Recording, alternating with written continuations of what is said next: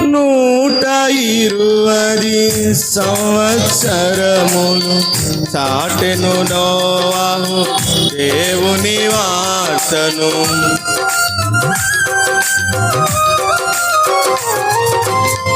120 సంవత్సరములు చాటెను నోవాహు దేవుని వార్తను. పాటించక ప్రభు మాటలు వారలు, పాటించక ప్రభు మాటలు వారలు. నీటిలో మునిగిరి పాఠము మీకిరి, నీటిలో మునిగిరి పాఠము మీకిరి.